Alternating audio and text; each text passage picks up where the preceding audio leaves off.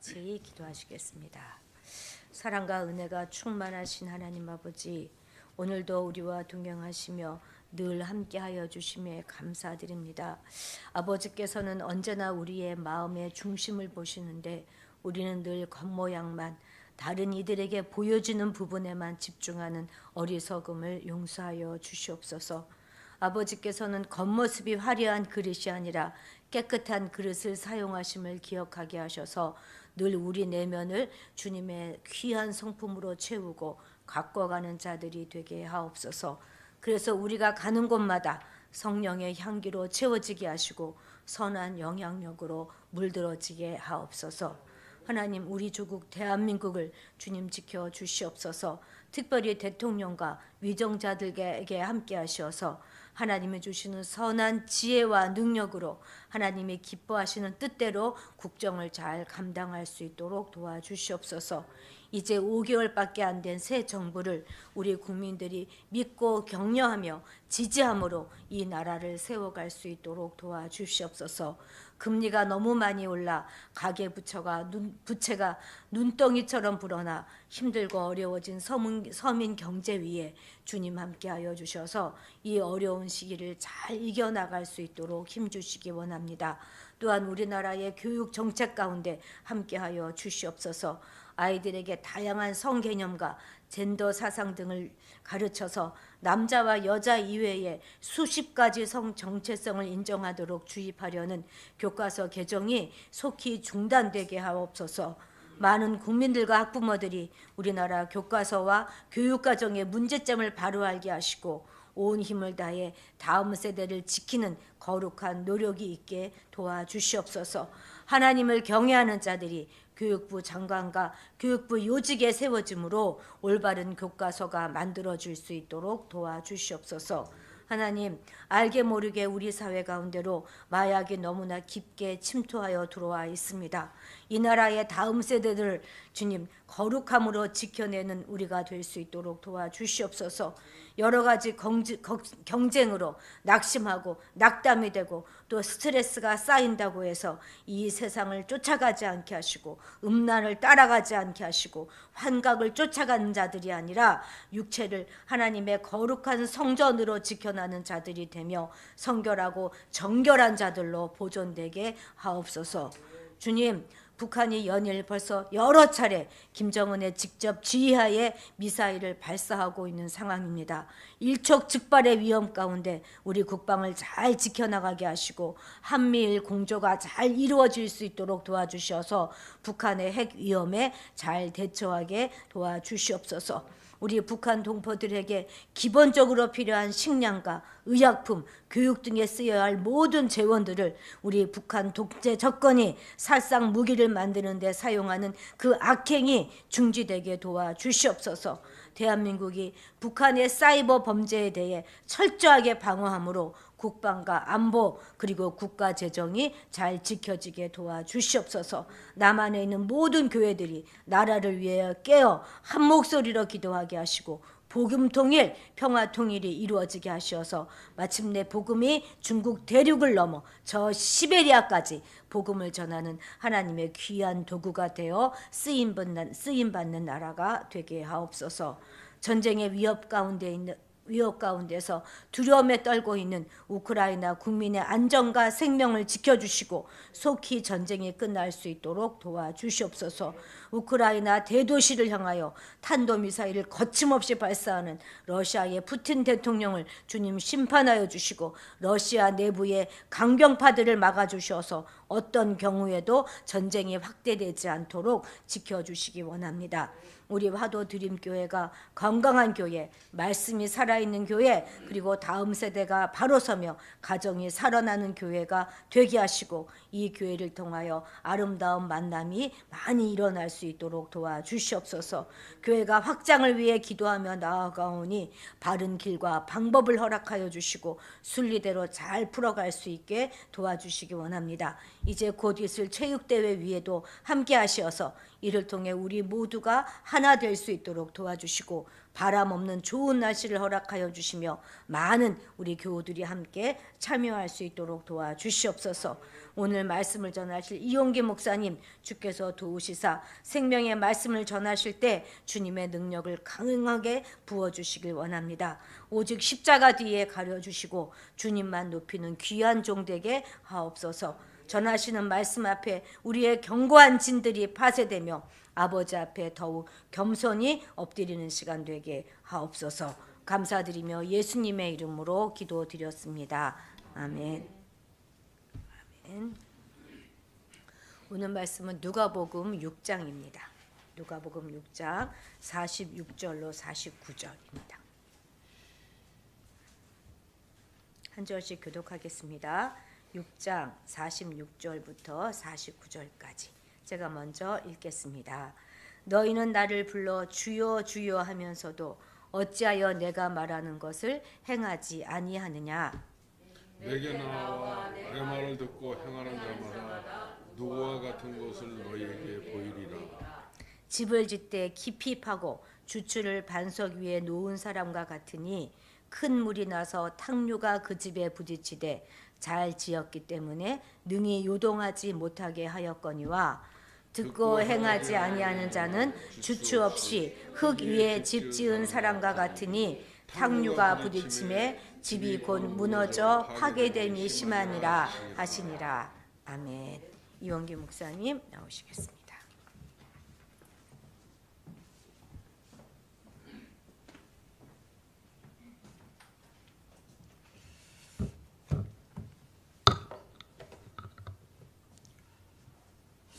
기도하겠습니다. 언제나 함께 하시는 하나님, 저희들의 택함 받은 자녀로 삼아주시고 우리들이 삶의 거칠고 험한 고비마다 잠시도 저희들을 멀리하지 않으시고 동행하여 주시는 하나님 은혜 진심으로 감사드립니다. 우리들의 삶 가운데 역사하시는 하나님, 저희들의 신앙이 맹목적이지 않고 주님이 주시는 말씀에 순종할 수 있는 시간이 되길 위하여 이 자리에 왔습니다. 오늘 주시는 말씀을 통해서 우리의 신앙이 견고한 반석 위에 세워지길 원합니다. 오늘도 주님의 말씀을 들고 섰습니다. 전하는 자나 듣는 우리 모두 성령의 능력으로 붙드시고 생명의 말씀이 되는 시간이 되게 허락하여 주시옵소서. 감사하며 예수님 이름 받들어서 기도했습니다. 아멘. 오래전 이야기입니다. 되게 오래됐죠. 서울에서 큰 교회 목사님이 교회 돈을 유용하고 교회 모든 돈을 제 마음대로 좌지우지하다가 구속되었다가 보석으로 풀려나서 재판을 받았습니다. 근데요, 그 재판 받는 와중에 그분의 얘기가 40년 전 70명을 갖고 시작하여 지금 10만이라는 대교회로 성장시킨 공은 나에게 있으니 곧 자신과 뭐뭐 교회를 분리시켜서 생각할 수 없고 자신의 명예는 곧 뭐뭐 교회의 명예와 동일하다고 재판장에서 일관되게 주장하고 있었습니다. 한마디로 김 목사 없는 뭐뭐 교회는 생각할 수 없고 김 목사를 위한 어떠한 공금 지출도 교회를 위한 명목으로 치부될 수 있다는 주장을 계속했습니다. 이에 대해서 그 당시 안수 집사인 검사는요, 이 같은 논거에 대해서 김 목사가 믿고 의지하는 여호와 하나님은 피고인 김 목사의 명예에 의해서 좌우되는 신이 아니며 교회는 예수님의 피로 값주고 사신 그리스도의 몸이고 모형이며 김 목사는 그중 하나의 지체일 뿐이지 교회의 머리는 예수 그리스도라고 반박하면서 책망을 했습니다. 오늘 본문 46절에도요, 예수님도 이와 같이 책망으로 시작하고 있습니다. 46절 말씀 보시기 바랍니다. 너희는 나를 불러 주여 주여 하면서도 어찌하여 내가 말하는 것을 행하지 아니하느냐. 이 당시에 많은 사람들은 예수님을 랍비, 곧 선생이라고 불렀습니다. 그런데 오늘 이 본문에서는요, 예수님의 말씀을 듣기 위해서 많은 사람이 왔는데 선생님 랍비라고 하지 않고 뭐라고 합니까? 주여 주여라고 불렀습니다. 그것도 한 번이 아니라 2번 연속해서 주여 주여라고 불렀습니다. 이렇게 주님의 말씀을 듣기 위해서 나와 온 것을 보면요, 주여 주여라는 것을 얘기할 때 보통 신자가 아님을 알 수 있습니다. 주여라는 말은요, 주님이라는 뜻이죠. 주여.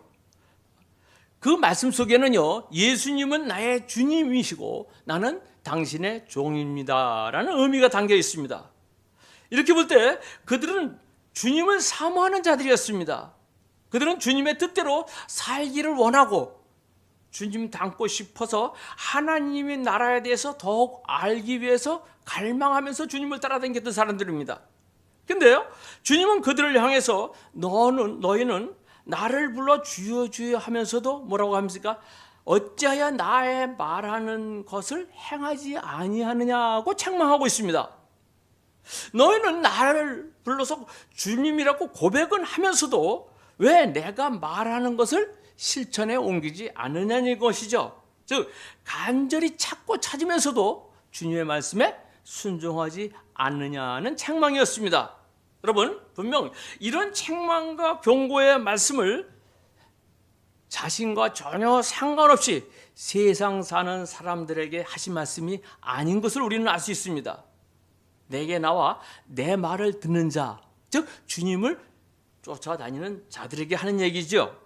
그러니까 예수님은 자기의 말씀을 듣기 위해서 자기에게 나온 자들을 책망하고 경고의 말씀을 하고 있습니다. 예수님은 자신을 향하여 주여 주여라는 부르는 자들에게 책망과 경고의 말씀을 하고 있습니다. 47절 말씀 보시기 바랍니다. 47절입니다. 내게 와서 내 말을 듣고 그대로 하는 사람이 어떤 사람과 같은지를 너희에게 보여주겠다. 즉 표준세 번역이 좀 이해가 쉬울 것 같아서 표준세 번역으로 썼습니다. 여기서 어떤 사람이라고 칭하고 있죠. 즉 다음 장 보면요, 절 보면요, 두 종류의 사람이 있습니다. 48절 49절입니다.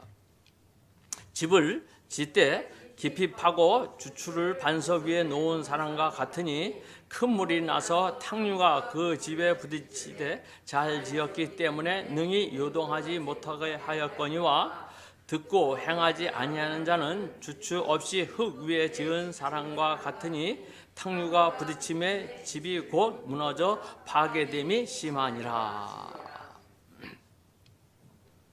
48절에요. 집을 짓는데 어떻게 했습니까? 그냥 짓는 것이 아니죠. 기초를 더욱 확실하게 하기 위해서 땅을 깊이 팠습니다.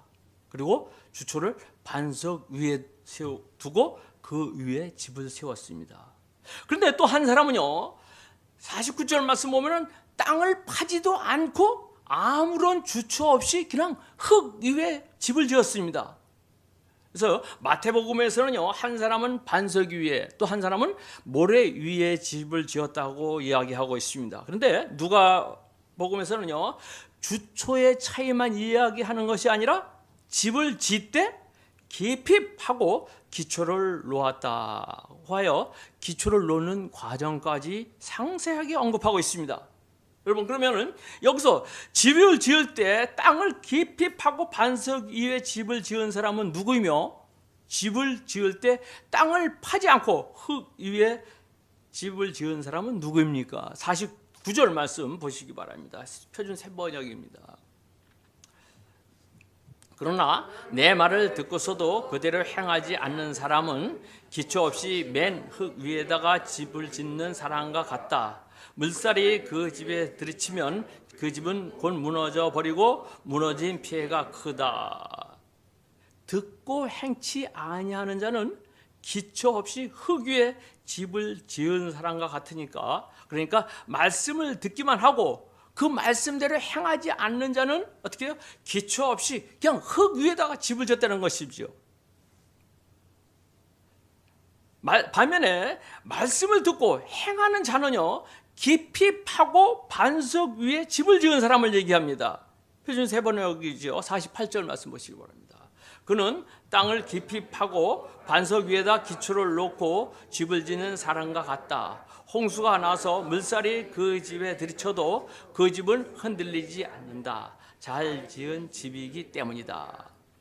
기초 없이 세운 집이나 땅을 깊이 파고 반석 위에다 집을 지은 집이나 집을 봤을 때는 외형적으로 어떻게 해요? 똑같이요. 별 차이가 없습니다. 눈으로 볼 때 깊이 파고 반석 위에 세운 집과 땅을 파지 않고 흙 위에 세운 집이 전혀 구별되지 않죠.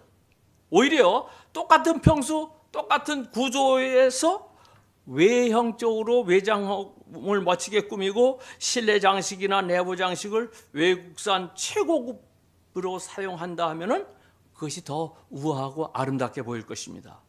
더 값이 나가게 보일 것이죠. 여러분은 어떤 집을 선택하겠습니까? 당연히 우리들은요, 보기에 멋있고 외형적으로 아름다운 집을 선택할 것입니다. 그러나 주님은 무엇을 보고 선택했습니까? 주님은 기초를 보고 선택하셨습니다. 한 집은 기초를 다지지 않고 지었습니다. 또 한 집은 깊이 파고 기초를 단단히 다진 후에 반석 위에 집을 지었습니다.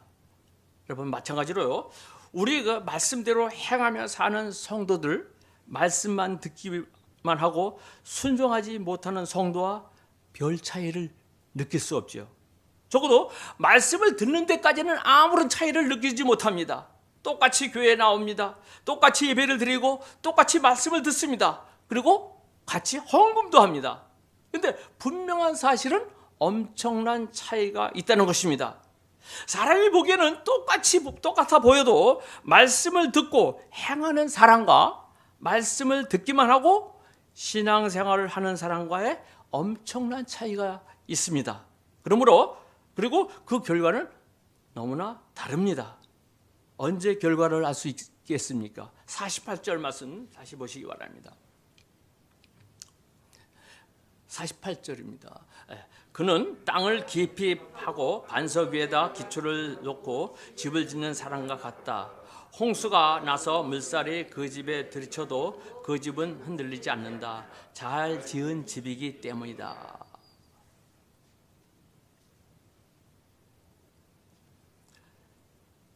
비가 오고 물나며 바람 부딪히면 금방 구별이 되죠. 집을 짓되 깊이 파고 반석 위에 기초를 놓은 사람은 홍수가 나고 물난리가 나도 그 집을 잘 지은 연고로 집이 흔들리지 않는다고 말씀하고 있죠. 이렇게 기초를 튼튼히 하여 집을 지은 집은 어떠한 큰 물이나 바람에 요동하지 않죠. 다시 말해서 큰 시험이 우리에게 닥쳐온다 하더라도 예수 잘 믿는 자나 아니면 세상 사람들 누구에게나 올 수 있는 시험이 우리에게도 온다 하여도 우리는 그것을 능히 기초, 말씀 위에 서 있으면 이겨 나갈 수 있다는 것을 얘기하고 있습니다. 즉 어떤 고난이 와도 말씀 위에, 기초 위에 서 있을 때는 믿음이 흔들리지 않는다는 것이죠. 지금은 한동대학교 교수님이 되셨습니다만 23살의 명문대 여대생 이지선 씨를 아실 겁니다. 이분이 2000년 7월 30일 밤 11시 반에 한강로에서 한 음주운전자가 모는 자동차로 6중 추돌 사고로 대형 교통사고를 당했습니다. 이 차량의 추돌로 인해서 화재가 났고 그 이지선 씨는 전신 55대 화상을 입었습니다. 즉 4, 5년 만에 한번 나올까 말까 한 참으로 엄청난 화상이었기 때문에 의사들마저도 포기해버린 중환자가 되었습니다. 그녀는 죽음의 문턱에서 자신이 간신히 목숨은 건졌지만 무릎 위로 온몸에 화상을 입어서 얼굴 형체를 알아볼 수 없게 되었고 양 손가락까지 절단하여야지만 됐습니다. 얼굴 전체에 화상을 입은 환자들은요 대개 자살을 생각한다고 합니다. 그러나 그녀는 거리를 당당하게 걸어다니고 있었습니다. 거리에는 그녀를 만나는 사람들은 한 번, 두 번 뒤돌아봐서 다시 한번 확인한다고 합니다. 어떻게 저런 모습을 갖고 있는 사람이 다닐 수가 있지? 하지만 그녀는 그런 시선에 아랑곳하지 않고 당당히 걸어갔습니다. 그녀의 그런 힘은 어디서 나오는지 궁금해지지 않습니까? 2003년도 이분이 한참 간증을 다니면서 쓴 간증 형식의 글이 있습니다. 새벽 6시에 사고 소식을 듣고 목사님이 달려오셨습니다. 중환자실에 들어가 엉망이 되어버린 지선이와 함께 기도를 하신 후 밖으로 나오셨습니다. 목사님은 한 20분을 아무 말도 하지 않으신 채 앉아 계셨습니다. 사선을 넘는 고난을 겪으셨던 목사님도 이 기막힌 상황에서 차마 엄마를 위로할 수 있는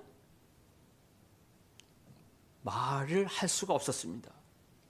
즉 지선이는 괜찮을 것입니다 라고 말하기가 굉장히 어려웠다는 것입니다. 그러나 목사님께서는 하나님의 말씀을 전했습니다. 이 때를 위한 믿음이라, 이 사건을 위한 믿음이라는 말씀을 전했습니다. 10년을 넘게 하나님을 믿어온 우리에게 어떻게 이런 일이라고 원망할 것이 아니라 그간의 신앙생활이 지금 가진 믿음이 이 어려운 때를 이겨나가기 위한 것입니다 라고 말씀을 전하신 것입니다. 이 말씀을 들을 때에 상상하지도 못했던 어려움들이 우리를 기다리고 있었지만 우리 가족은 그럴 때마다 이 말씀을 붙들고 기도했습니다. 그리고 하나님의 말씀은 우리에게 위로가 되었고 힘이 되었으며 우리를 선한 길로 인도하여 주셨다고 고백하고 있습니다. 여러분, 말씀의 믿음이 기초가 튼튼한 결과 목사님의 말씀을 아멘으로 받아들였던 것입니다. 우리가 이 땅에 사는 동안에 고난과 시련과 역경은 누구에게나 있습니다. 문제는 기초가 잘 다져진 성도는 말씀을 붙잡고 순종하려고 몸부림쳤던 그 성도는 역경을 이겨내는 것입니다. 그 고난이 힘들지만 이겨냅니다. 왜 그렇습니까? 물살이 집에 들어쳐도 그 집은 잘 지은 집이기 때문에 흔들리지 않았듯이 우리의 말씀의 신앙의 기초가 서 있으면 어떠한 역경에서도 우리가 능히 이겨낼 수 있다는 것입니다. 반면에요, 말씀을 듣기만 하고 끝나버린 성도는 너무나 쉽게 무너지죠. 왜입니까? 즉 바쁘다는 이유로, 돈과 시간이 너무 많이 간다는 이유로 기초를 다지지 않고 쉽게 지은 집이기 때문이죠. 즉 기초 없이 맨 흙 위에다가 집을 지을 결과 물살이 그 집에 들이닥치면은 고난과 역경이 닥칠 때 그는 쉽게 무너지는 것을 볼 수 있습니다. 말씀을 듣고 순종하는 것은 우리의 기초를 든든하게 하는 것이죠. 말씀을 듣고 행하는 것은 우리의 신앙의 기초를 다지는 것입니다.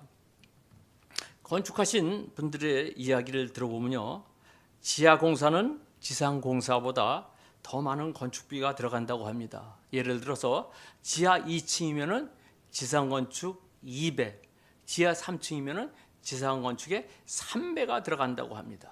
그러다가 안반이 나오면 더 많은 돈과 시간이 걸린다고 합니다. 이렇게 엄청난 대가를 지불하기 때문에 사람들은 그냥 흙 위에다가 집을 지으려고 하고 있습니다. 그러나 잘 지은 집은 어떻습니까? 표지문요 48절 다시 한번 보시기 바랍니다. 그는 땅을 깊이 파고 반석 위에다 기초를 놓고 집을 짓는 사람과 같다. 홍수가 나서 물살이 그 집에 들이쳐도 그 집은 흔들리지 않는다. 잘 지은 집이기 때문이다. 땅을 깊이 판다는 것은 기초를 놓기 위해서 그 사이에 어떻게 필요 없는 모래, 자갈, 쓰레기 이런 것들을 다 어떻게 걷어내기 위해서 파는 것이죠. 그런 것들은 기초를 세우는데 전혀 필요가 없는 것이지요. 그리고 기초를 만들고 그 위에다가 건축을 합니다. 그리고 많은 시간과 노력과 물질이 들어갑니다. 마찬가지로요, 우리의 신앙도 기초를 세우기 전에, 우리가 주님을 알기 전에 갖고 있었던 행동, 생각, 각자의 잘못된 사고방식, 믿음에 전혀 도움이 되지 않는 이런 모든 것들을 어떻게 해요? 다 걷어내고 새로운 믿음의 반열에 들어가기 위해서 많은 시간과 훈련과 연단이 필요한 것이죠. 여러분, 이스라엘 백성들이 광야 40년을 경험하였듯이, 그리고 새로운 땅으로 들어가기 위한 준비를 하는 장소, 그것이 어디입니까? 광야입니다. 신명기 8장 2절 말씀 보시기 바랍니다. 네, 하나님 여호와께서 이 40년 동안에 내게 광야의 길을 걷게 하신 것을 기억하라. 이는 너를 낮추시며 너를 시험하사 내 마음이 어떠한지 그 명령을 지키는지 지키지 않는지를 알려 하심이라. 40년 동안 광야 생활을 하게 하신 것은요, 하나님이 뭐라고 했어요? 낮추는 작업을 훈련하였다는 것을 이야기를 할 수 있습니다. 그리고 끝까지 어떻게 해요? 하나님의 명령을 지키는지 지키지 않는지 알게 하기 위함이라고 얘기하고 있습니다. 즉 하나님의 말씀 위에 바로 세우기 위한 훈련을 하시기 위해서 하나님은 40년 동안 이스라엘 백성들을 광야에서 머물게 하셨던 것을 볼 수 있습니다. 여러분, 마찬가지로 우리도 하나님의 사람이 되기 위해서는 하나님은 바로 쓰시지 않더라고요. 이와 같이 엄청난 훈련과 연단 속에서 하나님의 때가 됐을 때 하나님께서는 사용하신다는 것을 볼 수 있습니다. 그래서요, 예수를 믿고 예수님을 따르는 삶은 넓고 편안한 길이 아니죠. 좁고 협착합니다. 그래서 마태복음 7장 13절에 말씀합니다. 좁은 문으로 들어가라. 멸망으로 인도하는 문은 크고 그 길이 넓고 그리로 들어가는 자가 많고 생명으로 인도하는 문은 좁고 길이 협착하여 찾는 이가 적음이니라. 즉 예수님이 책망한 것은요, 너희들은 나를 따른다 하면서 넓고 편안한 길만 가려고, 그래서 내가 한 말을 전혀 순종하지 않는, 행동으로 옮기지 않는 이러한 모습을 보았기 때문에 예수님께서 책망하셨던 것을 볼 수가 있습니다. 그러므로 우리가 예수님을 따라가는 그 길은요, 어려움이 따릅니다. 그리고 대가가 지불되죠. 희생을 각오해야 하고 손해볼 각오를 해야 합니다. 근데 예수님의 제자가 되려면서도 너무나 쉽게 편안한 가운데 예수님을 따르려 하고 있지는 않습니까? 여러분, 예수 믿는 것 때문에, 예수님 때문에 얼마나 많은 손해를 봤습니까? 누가 참 제자입니까? 말씀을 많이 아는 자입니까? 아니죠. 그렇다고 말 잘하는 사람입니까? 그것도 아닙니다. 아무리 말씀을 많이 알고 또한 말이 청산유수 같이 말을 잘한다 해도 그 말씀대로 실천하지 않으면요, 오늘 본문에서처럼 예수님으로부터 책망을 듣게 된다는 것을 믿으시기 바랍니다. 참 제자는요, 예수님의 말씀대로 사는 자입니다. 말씀대로 삶이 사는 삶이 자신의 영혼과 그 인격의 기초를 다지는 사람, 그것이 참된 제자인 것이죠. 여러분, 훈련받지 않고 예수님을 통해서 넓고 편안한 길로 가려고 하고 있습니까? 그러면은 결국은요, 기초 없이 맨 흙에다가 집을 지으려 하는 자, 결국은 패망의 길을 가게 되는 것을 볼 수 있습니다. 우리가 대도하면 조세영 씨 생각나죠. 그는 82년도 재벌과 고관들의 집에서 물방울, 다이아몬드 등 고가품만 집중적으로 터는가 하면 83년도에 법원 구치감 창문을 통해서 탈출하는 등 신출규묘한 행동으로 도둑의 대명사가 된 사람입니다. 근데요, 왜 대도를 하면 부잣집을 털어서 가난한 사람을 도와주었다는 이 루머가 퍼졌기 때문에 그는 루팡과 같은 사람이다 해서 대도라는 명칭이 붙었습니다.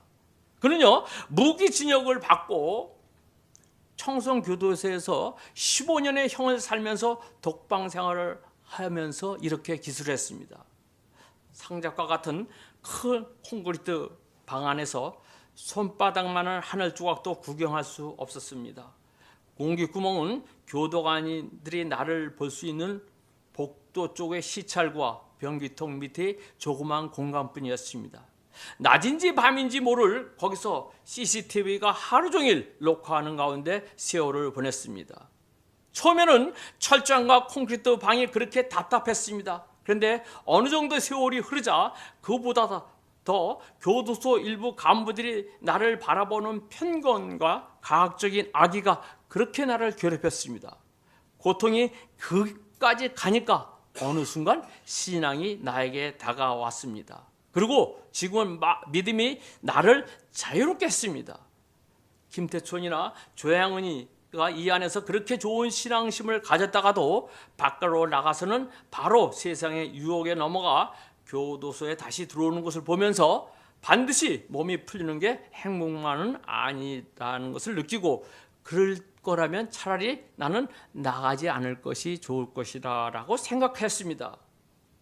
저에게도 출소 날이 다가왔을 때 교도소장이나 간부들이 저를 보고 죽거나 미쳐버리지 않은 게 이상하다고 말들을 했습니다.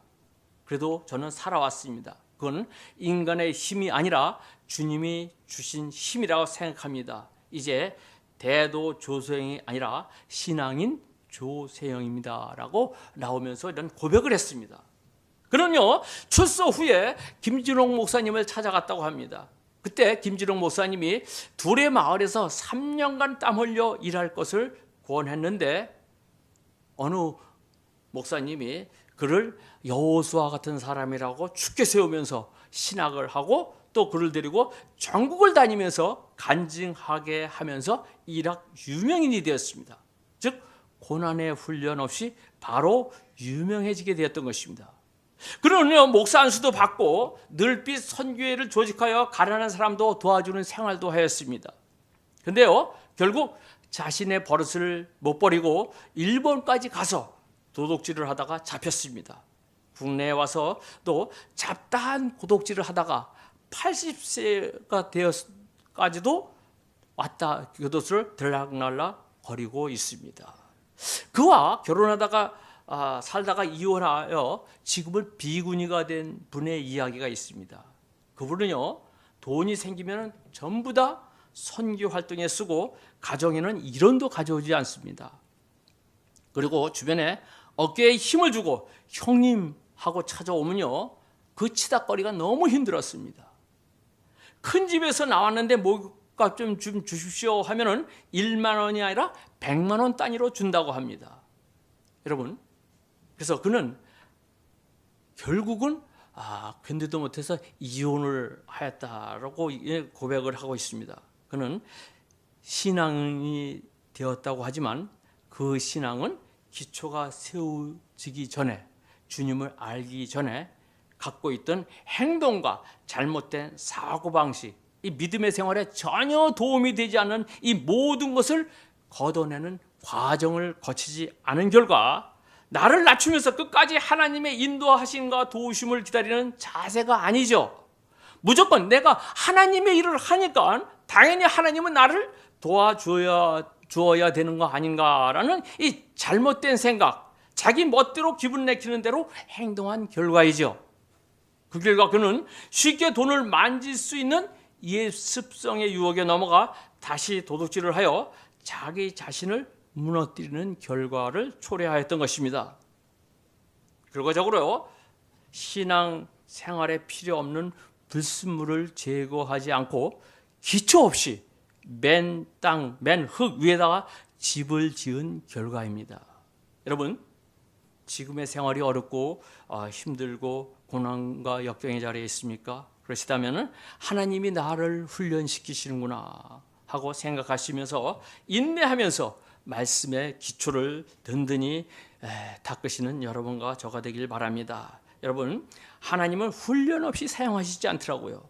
고난과 역경을 통해서 깨닫게 하시고 또 나를 낮추는 그런 작업 속에서 하나님은 그 과정 속에서 보시고 때가 되면 사용하시더라고요.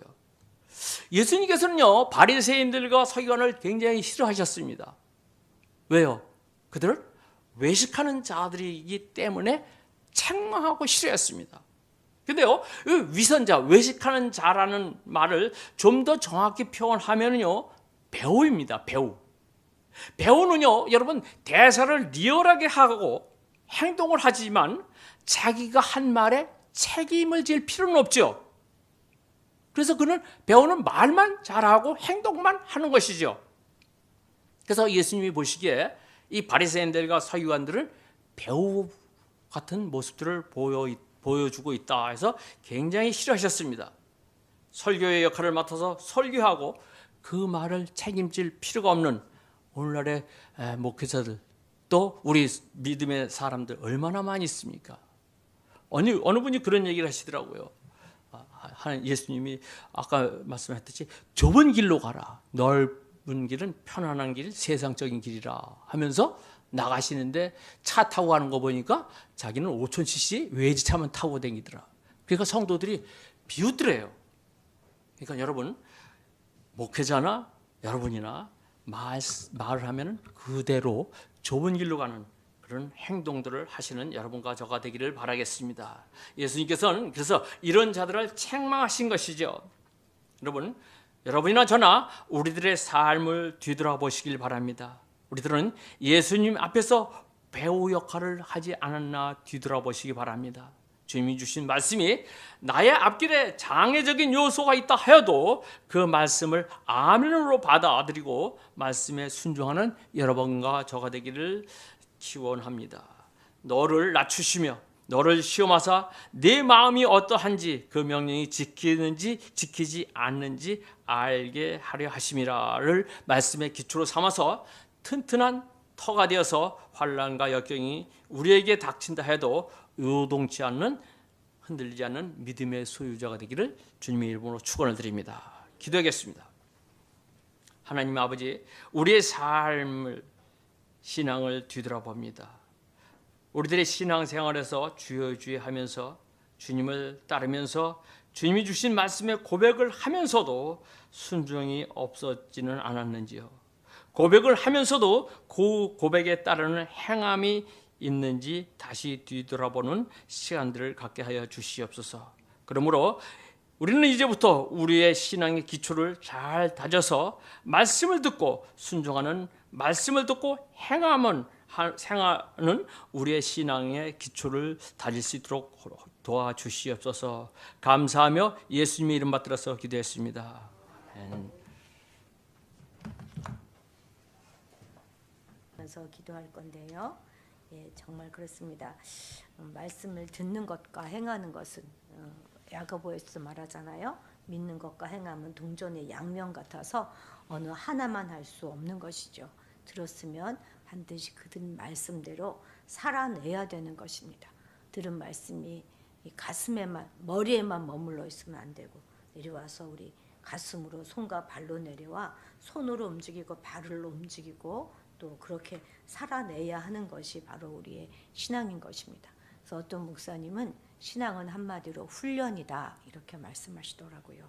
오늘 우리 목사님도 여러 번 말씀하셨는데 우리가 훈련을 하는 것.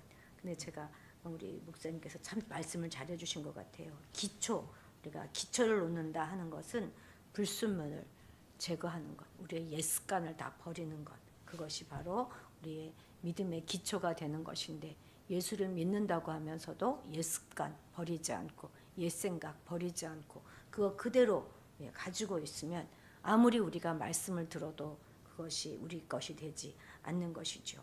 이것을 전부 버리고 우리의 자아를 버리고 주님의 말씀으로 나아가는 것, 우리를 더 낮추는 것.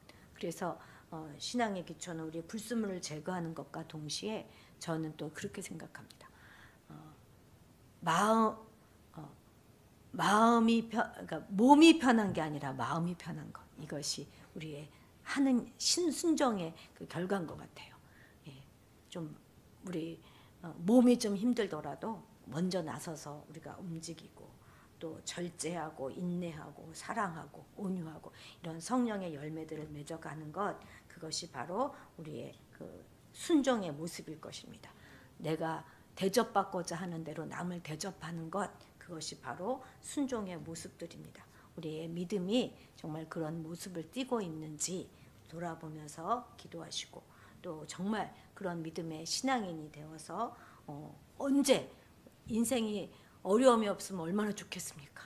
근데 반드시 어려움이 오잖아요. 그런 어려움이 올 때, 홍수가 올 때, 바람이 몰아칠 때 든든하게 세울 수 있는 바로 그때를 위한 믿음을 지금부터 잘 차곡차곡 쌓아나가기를 우리 간절히 기도합시다. 자, 우리 주님의 이름을 크게 한번 부르고 기도하겠습니다. 주여! 주님, 우리가 너무나 많은 말씀들을 날마다 들으면서 하나님 그 말씀을 아버지 정말 행함없이 우리 마음속에 쌓아두고 있음을 용서해 주시옵소서.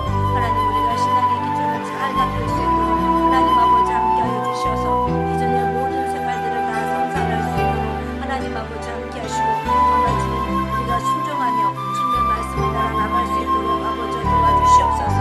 신앙은 훈련일진데 하나님 겸손히 우리의 마음을 낮추며 인내하며 온유하며 절제하며 주님의 길을 잘 따라갈 수 있도록 아버지 도와주시옵소서. 들은 말씀들을 잘 살아내도록 주님 우리가 대접받고자 하는 대로 남을 대접할 수 있도록 하나님 아버지 도와주시고 우리가 신앙의 배우가 되어 살아가는 것이 아니라 예수님의 제자가 되어 살아갈 수 있도록 하나님 아버지 함께하여 주시옵소서. 작은 일에부터 순종하며 나갈 수 있도록 도와주시옵소서. 그래서 홍수가 나고 비가 오고 아버지 여러 가지 위기가 올 때에 하나님 아버지 우리를 든든하게 우리의 삶을 지탱해 나가고 세워나갈 수 있는 그런 믿음을 지금부터 잘 갖추어 나갈 수 있도록 하나님 아버지 함께하여 주시옵소서. 그래서 땅을 깊이 파고 주추를 놓는 그런 아버지 인생을 살고할 수 있도록 하나님 아버지 함께하여 주시기를 간절히 간구하고 합니다. 하나님 아버지 함께하여 주시옵소서. 역사하여 주시옵소서. 도와주시옵소서.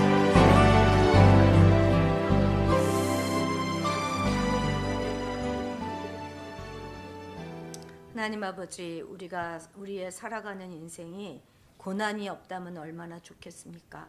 바람이 불지 않고 홍수가 나지 않는다면 얼마나 좋겠습니까?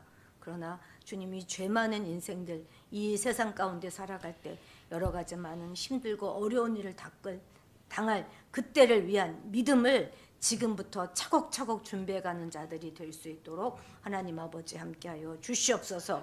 우리 마음속에 있는 모든 불순물들을 다 제거할 수 있도록 하나님 도와주셔서 내 안이 오직 주님의 선한 것들로 갈아엎어질 수 있도록 하나님 아버지 도와주시기를 간절히 간구하곤 합니다. 날마다 신앙의 훈련을 거듭하기를 게을리하지 않도록 하나님 아버지 도와주셔서 귀한 성령의 열매들을 맺어가는 우리가 될 수 있도록 하나님 아버지 함께하여 주시기를 간절히 간구하곤 합니다. 정말 우리가 신앙의 배우가 되어 살아가지 말게 하시고 철저하게 주님의 제자가 되어 살아갈 수 있도록 하나님 아버지 함께하여 주시옵소서. 그래서 말씀을 듣기만 하는 자가 아니라 마침내 그 말씀으로 살아내는 자들이 될 수 있게 도와주시사 성령의 열매를 맺을 수 있게 하시고 내가 대접받기 원하는 대로 다른 사람을 대접하는 자가 되게 도와주시며 비록 조금 몸은 힘들고 어려울지라도 주님 안에서 마음이 편한 자의 삶을 살아가는 자들 될 수 있도록 하나님 아버지 함께하여 주시기를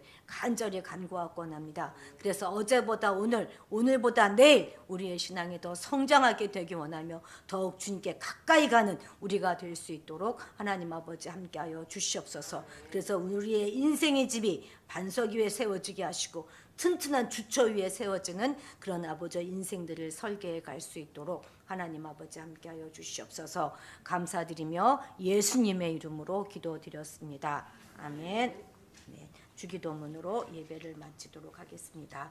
하늘에 계신 우리 아버지, 아버지의 이름을 거룩하게 하시며 아버지의 나라가 오시며 아버지의 뜻이 하늘에서와 같이 땅에서도 이루어지게 하소서.